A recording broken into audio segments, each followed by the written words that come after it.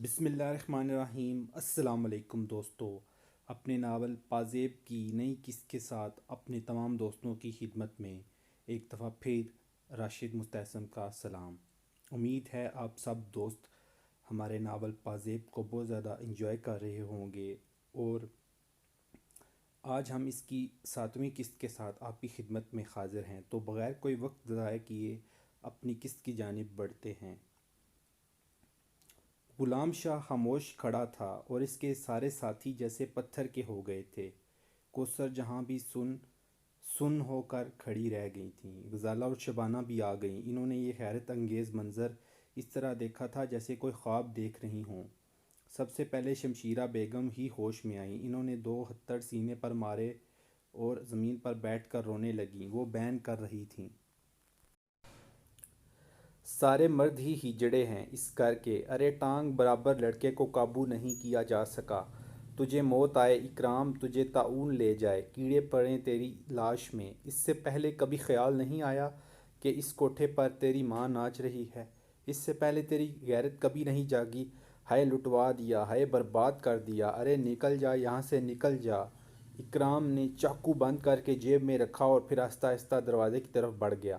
کوثر جہاں کو نہ جانے کیا ہو گیا تھا، ابھی تک گم سم کھڑی تھی، اچانک آگے بڑھ کر اپنے کمرے میں داخل ہو گئی۔ اس نے ستار اٹھایا اور کمرے میں پہنچ گئی۔ شمشیرہ بیگم بدستور واویلا کر رہی تھیں۔ انہوں نے نفرت سے غلام شاہ کو گھورتے ہوئے کہا، ارے غلامو، ارے خواجو، تم پر خدا کی مار! لمبا چوڑا ہاتھی جیسا ڈیل ڈول لیے پھرتے ہو، اور 2 ہاتھ کے ایک لڑکے کے ہاتھ میں چھری دے کر سانپ سونگھ گیا۔ 2 ہاتھ کا لڑکا! غلام شاہ زہریلی ہنسی ہنسا، پھر بولا، غلط فہمی میں ہو شمشیرہ بیگم، وہ وقت سے بہت پہلے بڑا ہو گیا ہے، تم کیا جانو ان باتوں کو، ہم نے دنیا دیکھی ہے۔ سنبھالو کوٹھے کی عزت کو، ورنہ سب کچھ گیا۔ کیوں گیا؟ میں یہ پوچھتی ہوں، کیوں گیا؟ یہ نہیں سوچا شمشیرہ بیگم یہ چاقو اس کے ہاتھ میں آیا کیسے؟ پہلے بھی اس نے ایک بار چاقو گھمایا تھا، مگر وہ چھوٹا چاقو تھا، اب یہ چاقو کتنا بڑا ہو گیا ہے؟ غور کیا آپ نے؟ ارے میں غور کرتی رہوں، تم سب حرام کی کھاتے رہو، تم نے کیوں غور نہیں کیا؟ کیا کیا ہے شمشیرہ بیگم؟ اچھی طرح کیا ہے۔ تمہارے کوٹھے پر طبلہ بجانے والے معمولی سے کرندے ہیں ہم کیا کریں؟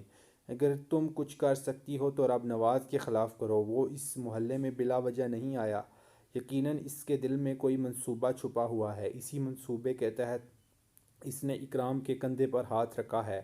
یہ چاقو اکیلا نہیں تھا شمشیرہ بیگم، اس کے ساتھ بہت سے چاقو اور بھی ہیں، اور نہ جانے کون کون سے ہتھیار ہوں۔ اب آپ خود سوچ لیں، اتنے بے وقت نہیں ہیں ہم کہ تھوڑے سے پیسوں کے لیے اپنی جان گنوا دیں۔ کوئی بھی اپنی جان دینا پسند نہیں کرے گا۔ یہ بات صرف اکرام کے چاقو کی ہوتی تو نمٹ لیتے اس سے، لیکن وہ دوسرے چاقو بھی اس کے آس پاس موجود ہیں۔ غلام شاہ کی باتیں سن کر شمشیرہ بیگم کے چہرے کی کیفیت عجیب سی ہو گئی۔ چند لمحے خاموش رہنے کے بعد وہ بولیں، کہتے تو تم ٹھیک ہو غلام شاہ، یہ حرام کا پلہ اسی رب نواز کے بل پر اکڑ رہا ہے۔ اگر میں پوچھتی ہوں کہ کیا محلے والوں کو سانپ سونگھ گیا، ان سب کو فالج مار گیا، کیوں نہیں سب مل کر ان لوگوں کو محلے سے نکال دیتے؟ آج ایک آدمی کوٹھے سے منہ موڑ کر گیا ہے، کل دوسرے کوٹھوں کے ساتھ بھی یہی کچھ ہو سکتا ہے۔ تم سب کو بتائے دے رہی ہو، میں ایک تحریک چلاؤ، ان کے خلاف تھانے میں رپٹ درج کراؤ اور کہو ہمیں اپنی زندگیوں کا خطرہ ہے، ہماری مدد کی جائے۔ سوچ لیں شمشیرہ بیگم، پولیس کو اطلاع دینے کا مطلب جانتی ہیں آپ؟ غلام شاہ نے کہا، ارے کچھ کرو، چلو پولیس نہ صحیح، آخر وہ مردود کہاں گیا جس کا نام گوگیا ہے؟ پہلے بھی تم نے اس سے کہا تھا، کیوں اطلاع نہیں دیتے اسے تم؟ اور بھی تو کئی ہیں، وہ کیا نام ہے اس کا، لکا؟ کیا نہیں لے جاتے یہ لوگ ہم سے؟ اور اب سب کو لکا لگ گیا ہے کہہ کر وہ ان 2 لوگوں سے جا کر آئندہ انہوں نے محلے والوں سے کچھ مانگا تو ایک پیسہ نہیں ملے گا انہیں۔ ہماری کوئی حفاظت نہ ہو، ہم پابندی سے اپنے گاڑے خون پسینے کی کمائی سے انہیں رقمیں دیتے رہیں۔ تم کل ہی ان دونوں کے پاس جاؤ۔ دفتن ان کے کانوں میں ستار کی آواز آئی اور وہ چونک کر ادھر ادھر دیکھنے لگی۔ شمشیرہ بیگم کا منہ حیرت سے کھلا اور پھر بند ہو گیا، اور پھر اس کی آنکھوں میں غصے کی چمک آنے لگی۔ ہاں ہاں ٹھیک ہی تو ہے، چین کی بانسری بج رہی ہے، ستار بجا رہی ہے۔ بنو ٹھیک ہی ہے، بیٹا جوان ہو گیا ہے، چاقو نکالنے لگا ہے ماں کے یاروں پر۔ ٹھیک ہے کوثر جہاں، ٹھیک ہے۔ جان بوجھ کر اپنے سر پر بلا لے لی۔ ہائے ہائے کوئی بھی تو نہیں ہے ہمارا۔ شمشیرہ بیگم بکتی جھکتی رہیں۔ جاؤ اکیلا چھوڑ دو مجھ دکھوں کی ماری کو، جاؤ تم سب جا کر مرو۔ شمشیرہ بیگم ایک بار پھر پھوٹ پھوٹ کر رونے لگی تھیں۔ ان کے لیے یہ صدمہ قیامت سے کم نہیں تھا کہ نعمان فضلی وقت سے پہلے ہی چلے گئے۔ کیا کیا منصوبے بنائے تھے، لیکن سب کے سب غارت ہو گئے۔ ہائے اس اکرام نے سب کچھ برباد کر کے رکھ دیا۔ کوثر جہاں کی انگلیاں ستار کے تاروں پر دوڑ رہی تھیں۔ نہ جانے کیا کیفیت طاری ہو گئی تھی اس پر۔ اس کا چہرہ انگارے کی طرح سرخ ہو رہا تھا۔ مسرت کا ایک طوفان جاگ رہا تھا اس کے دل میں۔ بے اختیار اس کا دل چاہ رہا تھا کہ وہ کسی میدان میں نکل جائے جہاں اس کے سوا اور کوئی نہ ہو، رقص کرے اور اتنا رقص کرے کہ اس کا بدن ریزہ ریزہ ہو کر بکھر جائے۔ ستار بجانے کی کوئی تک نہیں تھی اس وقت، لیکن اس کی انگلیاں ستار پر دوڑ رہی تھیں۔ ہر طرف فضا مہک رہی تھی، بند کلیاں کھل گئی تھیں، آسمان سے ہلکی ہلکی پھوار پڑ رہی تھی، ہر طرف سبزہ زار بکھرے ہوئے تھے، کھلا آسمان تھا اور وہ بادلوں میں اڑی چلی جا رہی تھی۔ انہی بادلوں میں دھوئیں کے دائرے بننے لگے۔ وہ شخص نظر آیا جو اس کے کاندھے پر ہاتھ رکھے کھڑا تھا۔ پھر اکرام کی شکل نگاہوں میں ابھری اور اچانک ہی لمبے قد نکالنے لگا۔ پھر وہ پورا جوان مرد بن گیا جس کا نام شمس تھا۔ شمس، شمس، شمس، یہ ساری شکلیں کوثر جہاں کے احساس پر چھاتی جا رہی تھیں۔ وہ اس حسین وجود کی طرف بڑھ رہی تھی۔ کنچوں جیسی نیلی گہری آنکھیں، چوڑی پیشانی، شہابی رنگ، ستواں پرتکمت ناک، حسین تراش کے بڑے بڑے ہونٹ، سیاہ بالوں سے بھرا ہوا چوڑا چکلا سینہ۔ پھر اچانک ہی ستار کے تاروں کے لیے تبدیل ہونے لگی۔ اس میں غم بستا چلا گیا۔ اس کی آنکھوں سے آنسو نکل پڑے۔ غزالہ اور شبانہ دروازہ پیٹ رہی تھیں، مگر اس کے کانوں تک کوئی آواز نہیں پہنچ رہی تھی، بلکہ اس کے ہونٹوں سے مدھم مدھم سرگوشیاں ظاہر ہو رہی تھیں۔ دیکھ لو، دیکھ لو، تمہاری ایک بھول نے ایک نئی زندگی جنم دی۔ مجھے ہی نہیں، اسے بھی چھوڑ دیا تم نے۔ مجھے چھوڑ دیتے تو ٹھیک تھا۔ آج میں تنہا نہیں تڑپ رہی۔ ایک اور معصوم وجود بھی تمہارے ستم کا شکار ہے۔ وہ یہاں کا باشندہ نہیں ہے، وہ تمہاری دنیا کی آزاد فضا کا باسی ہے، اور میں جس فضا میں رہتی ہوں یہ ایک غلیظ قید خانہ ہے۔ مجھے چھوڑ دیتے، مگر اسے تو نہ چھوڑتے۔ آ جاؤ صرف ایک بار۔ کر چکے ہو تم دشت پیمائی، مجھ سے گھر بیٹھے خاک چھنوائی۔ ستار کی آواز بند ہوئی تو تسنیم کے رونے کی آواز کانوں میں پڑی۔ اس کی نگاہیں پالنے کی جانب اٹھ گئیں۔ تسنیم منہ بسور بسور کر رو رہی تھی۔ وہ اسے دیکھتی رہی۔ اس کے سینے میں ممتا کا کوئی جذبہ نہیں ابھرا۔ تسنیم کی ننھی ننھی آنکھیں اس کی طرف اٹھی ہوئی تھیں۔ اس میں شکوہ تھا۔ اس نے چونک کر دوبارہ تسنیم کی طرف دیکھا اور اپنی جگہ سے اٹھی اور اس کے قریب پہنچ گئی۔ کچھ دیر کھڑی اسے دیکھتی رہی، پھر اچانک ہی اس نے آگے بڑھ کر گود میں اٹھا لیا اور سینے سے بھیج لیا۔ نہیں نہیں، رونے کی ضرورت نہیں۔ خدا نے ہمارا رکھوالا بھیج دیا ہے، میرا رکھوالا، تیرا رکھوالا۔ رو نہیں، اب ہم محفوظ ہیں۔ مگر خود اس کی آنکھوں سے جھرنے بہہ رہے تھے۔ اور ادھر جب اکرام باہر نکلا تو اس کے روئیں روئیں سے مسرت ٹپک رہی تھی۔ وہ سوچ رہا تھا کہ اسے یہ سب کچھ بہت پہلے کرنا چاہیے تھا۔ یہ کرب تو نہ جانے کب سے اس کے وجود کو زخمی کر رہا تھا۔ یہ سب کچھ تو اسے بہت برا لگتا تھا اور اسے برے بھلے کی تمیز نہیں تھی۔ جب باجی غزالہ رقص کرتی تو اسے شرم آتی۔ لوگ ایسے باجی غزالہ کو دیکھتے جیسے وہ قلاقند ہو اور وہ سب اسے کھانا چاہتے ہوں۔ شبانہ جب کسی مرد کے سامنے بیٹھ کر اس کی آنکھوں میں آنکھیں ڈالتی تو اسے ایسا لگتا جیسے اس مرد نے شبانہ کا گریباں پھاڑ کر اس کا لباس پھاڑ دیا ہو، اور اس کا کلیجہ کٹتا تھا۔ جی چاہتا تھا کہ کچھ سے کچھ کر دے، لیکن کیا یہ سب کچھ سمجھ میں نہیں آتا تھا۔ کوئی کہتا کہ ان تینوں کو اٹھا کر لے جاؤں، دوسرا کہتا اٹھانے کی کیا ضرورت ہے پیارے، کسی رئیس زادے کی جیب صاف کر دو اور سارا مال لے کر جاؤ، سب تمہاری ہیں۔ اسی طرح کے جملے اس کے کانوں میں زہر گھولتے تھے، اور اس کا دل چاہتا تھا کہ ایک بڑا سا پتھر لے کر ان سب کا سر کچل دے، لیکن اس نے ایک بڑا سا پتھر اٹھانے کی کوشش کی تھی تو وہ اس سے نہیں اٹھ سکا تھا۔ پھر اس نے یہ فیصلہ کیا تھا کہ جب میں یہ پتھر اٹھا سکوں گا تو ان لوگوں کے سروں کو ضرور کچل کر چھوڑوں گا۔ وہ اپنے دل کا بخار مختلف طریقوں سے نکالتا رہتا تھا۔ ایک دن اس نے پان میں بہت سی مرچیں ڈال دی تھیں اور پان کھانے والا تھو تھو کہہ کر منہ پیٹتا پھرا تھا۔ پھر پان کھانے والے کی پان کھلانے والے سے ہاتھا پائی بھی ہوئی تھی۔ احسان مغل کے چہرے پر اس نے ایک مرتبہ خوب گرم گرم چائے کی پیالی پھینک دی تھی، اور ایک گاہک کی گدی میں ایک بہت بڑا سا کانٹا اڑس دیا تھا، اور وہ چودھری صاحب 3 مہینے تک اسپتال میں رہے تھے کیونکہ کانٹا اتنا بڑا زہریلا تھا اور زخم بڑی نازک جگہ لگا تھا۔ غزالہ اور شبانہ کے گھنگرو اکثر غائب ہو جایا کرتے تھے اور ان کا پتہ ہی نہیں چلتا تھا۔ پھر جوں جوں وہ بڑا ہوتا گیا، یہ احساس بھی جوان ہوتا گیا۔ اس نے کئی بار کوثر جہاں سے کہا تھا کہ وہ یہاں نہیں رہنا چاہتا، پھر کوثر جہاں اسے پیار سے سمجھایا کرتی تھی اور کہتی تھی بیٹا پھر ہم کہاں رہیں گے۔ اس کے بہت عرصے بعد تسنیم پیدا ہوئی۔ یہ ننھی سی گڑیا اسے بہت پیاری لگتی تھی، لیکن اس نے شمشیرہ بیگم کو لوگوں کی مبارکبادیں وصول کرتے ہوئے دیکھا تھا، اور یہ جان کر اس کا دل ٹوٹ گیا تھا کہ تسنیم بھی بڑی ہو کر ناچے گی۔ پھر وہ جب بھی تسنیم کو دیکھتا اس کے دل میں یہی خیال جاگ اٹھتا۔ کئی بار اس نے سوچا کہ وہ تسنیم کے پاؤں ہی کاٹ دے کہ وہ ناچ نہ سکے، لیکن یہ ساری سوچیں صرف سوچ کی حد تک تھیں، اور آج پہلی بار اسے احساس ہوا تھا کہ وہ جو کچھ سوچتا رہا ہے وہ کر بھی سکتا ہے، اور اس میں یہ قوت، یہ جذبہ بیدار کرنے والے رب نواز شاہ تھے، اس کے مرشد، اس کے نجات دہندہ، اس کے رہبر۔ راستہ طے کرتے ہوئے اس کی نگاہ اس پتھر کی طرف اٹھی جسے وہ کبھی اٹھا نہیں سکتا تھا۔ اس کے قدم اس پتھر کی طرف اٹھ گئے۔ اس نے ادھر ادھر دیکھا۔ کوٹھے ویران ہو چکے تھے، روشنیاں بجھ چکی تھیں، تماش بین جا چکے تھے۔ وہ جھکا، اس نے دونوں ہاتھوں سے وزنی پتھر اٹھا لیا، اسے سر سے بلند کیا اور زور سے اچھال دیا۔ آج یہ پتھر اس کے سامنے بے حقیقت تھا۔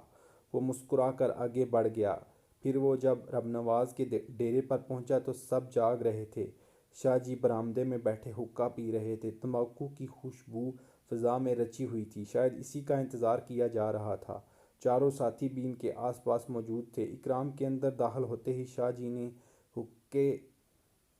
حقے کی نی منہ سے نکالی اور کھڑے ہو کر ہاتھ پھیلا دیے۔ اکرام فخر اور انکساری کی ملی جلی کیفیت کے ساتھ ان کے پاس پہنچ گیا۔ رب نواز نے پیار سے اس کا سر اپنے سینے سے لگاتے ہوئے کہا، جیتے رہو بیٹے، جیتے رہو، دل ٹھنڈا کر دیا تم نے۔ وہ شاہ جی میں نے فضلی صاحب، معلوم ہے، سب معلوم ہے۔ وہاں اکیلے نہیں تھے تم، اور خیال رکھنا تم کہیں بھی اکیلے نہیں ہوتے۔ اگر وہاں تمہیں کوئی انگلی بھی لگاتا تو یقین کر لو کہ شمشیرہ بیگم کا کوٹھا خون سے سرخ ہو جاتا، رب نواز شاہ نے پرجوش لہجے میں کہا، اور اکرام دلچسپی سے انہیں دیکھنے لگا۔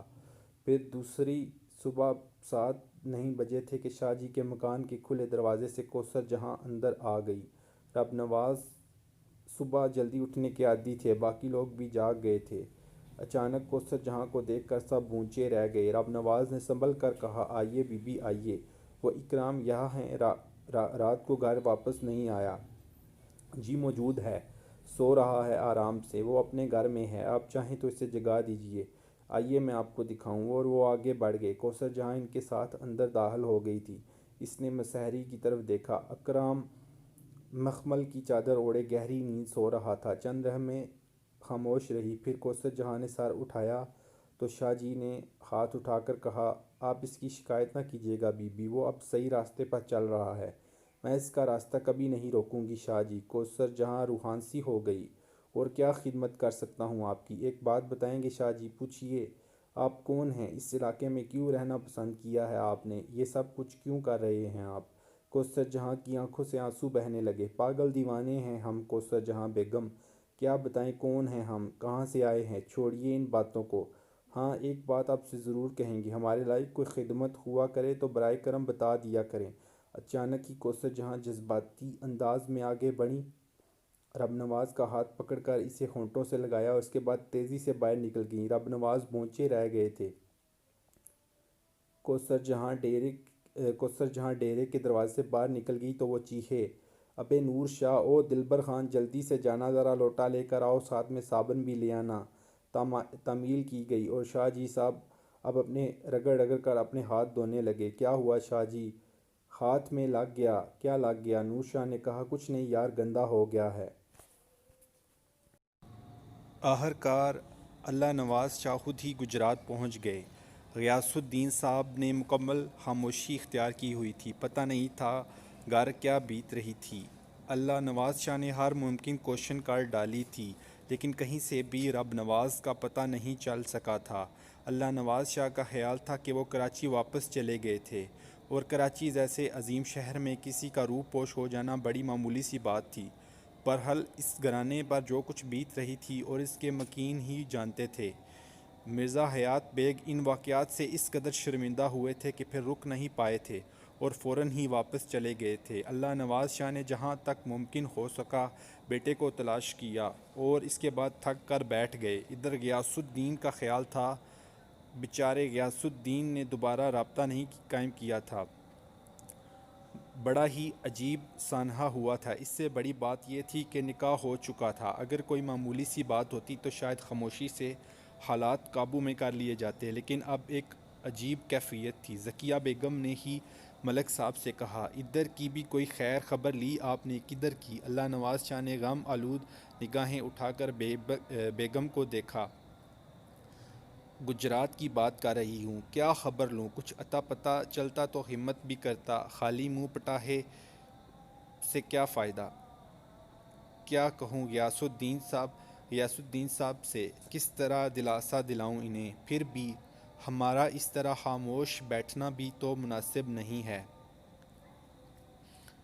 تو پھر بتاؤں کیا کیا جائے؟ ہمیں پھر وہاں جانا چاہیے۔ کہاں گم ہو گیا یہ شخص؟ میں نہیں جانتا تھا کہ زندگی میں کبھی کوئی ایسا مرحلہ بھی آئے گا۔ اور پھر ذکیہ بیگم آپ یقین کریں، میں اس سے زیادہ یقین کرنے والا اور کون ہو سکتا ہے؟ ہم نے یہ بات چھپانے کی کوشش نہیں کی تھی۔ بس یوں سمجھیے کہ اس بیچاری کی موت کے بعد میں نے یہ کتاب مکمل بند کر دی تھی اور سوچا تھا کہ مکمل خاموشی ہی اختیار کر لی جائے۔ ویسے یہ حقیقت ہے کہ بعض اوقات بہت اچھے دوست ہی آستین کا سانپ ثابت ہوتے ہیں۔ اپنی بے تکلفی میں ہمیں برباد کر گئے مرزا حیات بیگ۔ گجرات چلیں، میرا دل اس بچی کے لیے بہت تڑپ رہا ہے، چلو۔ اس کے بعد اللہ نواز شاہ کی پجاروں گجرات کی جانب چل پڑی۔ دل پر عجیب سا بوجھ طاری تھا، لیکن بڑے لوگ جو سچ مچ بڑے ہوتے ہیں وہ صاحب ظرف بھی ہوتے ہیں۔ غیاث الدین نے پیشانی پر بال ڈالے بغیر دونوں میاں بیوی کا استقبال کیا تھا۔ بڑے نیک اور دیندار آدمی تھے، واقعی بڑے تھے۔ ملک صاحب کی گردن جھکی ہوئی تھی۔ ذکیہ بیگم کا بھی زنان خانے میں بڑا پرتپاک خیر مقدم کیا گیا۔ عرشیہ نے بڑے آداب سے سلام کیا تھا اور ذکیہ بیگم کی آنکھیں ڈبڈبا آئی تھیں۔ انہوں نے عرشیہ کا سر سینے سے لگایا تھا۔ بڑے آدمی کی بڑی بیٹی تھی۔ آنکھوں میں ایک لمحے کے لیے آنسوؤں کی نمی دھندلائی تھی، لیکن بس ایک لمحے کے لیے۔ اس کے بعد اس نے بڑی سلیقے سے ساس کی صحت وغیرہ کے بارے میں پوچھا۔ ادھر غیاث الدین صاحب نے اللہ نواز شاہ کی بے حد پذیرائی کی۔ میں خود حاضری دیتا، لیکن زمینوں کے مقدمات چل رہے تھے، ان کے سلسلے میں مصروف رہا اور میری مصروفیت رب نواز کی تلاش تھی، جس میں ابھی تک مجھے کامیابی حاصل نہیں ہوئی۔ اللہ بہتر کرے گا، ہم سب کی تقدیریں ایک دوسرے سے وابستہ ہیں۔ غیاث الدین اپنی شرمندگی کا اظہار نہیں کر سکتا۔ میں اپنی شرمندگی کیسے چھپاؤں؟ میں آپ کو کچھ سچائیاں بتانا چاہوں گا ملک صاحب، غیاث الدین نے کہا۔ سچائیاں؟ ہاں، برائے کرم مجھے بتائیے۔ دیکھیے، ذرا سی غلطی آپ سے ہوئی ہے، کہے بغیر نہیں رہ سکتا۔ ہم لوگوں نے یہ رشتہ بھرپور اعتماد کے ساتھ کیا تھا، لیکن اگر یہ بات میرے علم میں آ جاتی تب بھی کوئی حرج نہیں تھا، کیونکہ اللہ نواز شاہ صاحب، میں آپ کو جانتا ہوں۔ بہرحال اب جب یہ واقعہ ہو گیا تو میں نے خود بھی تحقیقات شروع کی۔ یہ بات تفصیل سے میرے علم میں آ گئی کہ نوجوانی کے زمانے میں آپ نے ایک طوائف سے رابطہ قائم کیا۔ معافی چاہتا ہوں، یہ جملہ استعمال نہیں کرنا چاہتا، لیکن برسبیل تذکرہ اس کے بعد اور ان کے بعد اس سے شادی کر لی۔ جو رشتہ آپ کے والدین نے آپ کا ذکیہ بیگم سے طے کیا، وہاں سے کوئی اولاد نہ ہو سکی۔ ان خاتون کو جن سے آپ نے نکاح کیا تھا، آپ نے ایک الگ گھر لے کر رکھا اور انہوں نے وہاں ایک شریف زادی کی حیثیت سے زندگی گزاری۔ پھر جب ان کا انتقال ہوا تو آپ نے اپنے اکلوتے بیٹے کو ذکیہ بیگم کی گود میں ڈال دیا۔ اب میں یہ نہیں کہہ سکتا کہ آپ نے رب نواز سے یہ بات چھپا کر غلطی کی یا نہیں، لیکن آپ مجھے اگر بتا بھی دیتے تو کوئی حرج نہیں تھا۔ ہم لوگ ذہنی طور پر اس کے لیے تیار رہتے، بلکہ شاید میں آپ کو مشورہ دیتا کہ رب نواز کو بھی اہتمام میں لے لیجئے۔ میرے آدمی خود بھی رب نواز کو تلاش کر رہے ہیں، ہم دونوں کو ایک دوسرے سے تعاون کرنا چاہیے۔ میں آپ سے ایک بات صاف صاف کہوں، مجھے آپ سے کوئی گلہ نہیں ہے۔ بعض اوقات تقدیر ہمیں ایسے ہی الجھاتی ہے، ہم ان الجھنوں کی سلجھن تلاش کرتے رہ جاتے ہیں۔ بس مجھ سے کہا گیا کہ میں فتویٰ حاصل کروں تاکہ اشیاء کے لیے طلاق مانگی جا سکے، لیکن میں نے ابھی اس حد تک جانے کا فیصلہ نہیں کیا۔ یہ میں آپ سے کہہ دے رہا ہوں، اگر کہیں مسئلہ کسی شکل میں ہموار ہو جائے اور اگر آپ چاہیں اور اب نواز پسند کریں تو میں بھی کسی بھی شکل میں اس سلسلے کو ختم کرنے کے بارے میں نہیں سوچوں گا اور کبھی بھی اس طرح کا کوئی کام نہیں کروں گا۔ اللہ نواز شاہ نے ریاض الدین کے گھٹنوں پر ہاتھ رکھ دیے تھے۔ ریاض الدین نے فوراً ان کے شانے پکڑ کر انہیں سیدھا کرتے ہوئے کہا، نہیں ملک صاحب، یہ سب تقدیر کے کھیل ہیں۔ اگر جان بوجھ کر کوئی ایسا عمل کیا جاتا تو واقعی اختلاف کی بات تھی، لیکن میں جانتا ہوں کہ آپ بھی بے قصور ہیں۔ اللہ نواز شاہ زاروں قطار رو دیے تھے۔ ہاں واقعی میں بے قصور ہوں، میں بس گڑے مردے نہیں اکھاڑنا چاہتا تھا۔ دوستو، یہ تھی آج کی ہماری 7ویں قسط۔ امید ہے یہ کہانی آپ سب دوستوں کو اور تمام جو چینل کے سبسکرائبرز اور ہمارے جو فالوورز ہیں ان کو پسند آ رہی ہوگی۔ اب اس کی نیکسٹ قسط کے ساتھ آپ کی خدمت میں دوبارہ حاضر ہوں گے، تب تک کے لیے ہمیں اجازت دیجیے۔ لیکن اجازت مانگنے سے پہلے آپ سب دوستوں سے ایک ریکویسٹ ضرور کروں گا کہ ہمارے چینل کو سبسکرائب کریں اور اگلی قسط کا نوٹیفیکیشن حاصل کرنے کے لیے ساتھ لگے بیل آئیکن کو بھی ضرور پریس کریں اور اپنے کمنٹس کا اظہار کریں کہ آپ کو ہماری یہ سٹوری اور ہمارا یہ ناول پسند آ رہا ہے یا نہیں۔ تب تک کے لیے مجھے اپنے ہوسٹ کو اجازت دیجیے۔ اپنا بہت خیال رکھیے گا۔ اللہ حافظ۔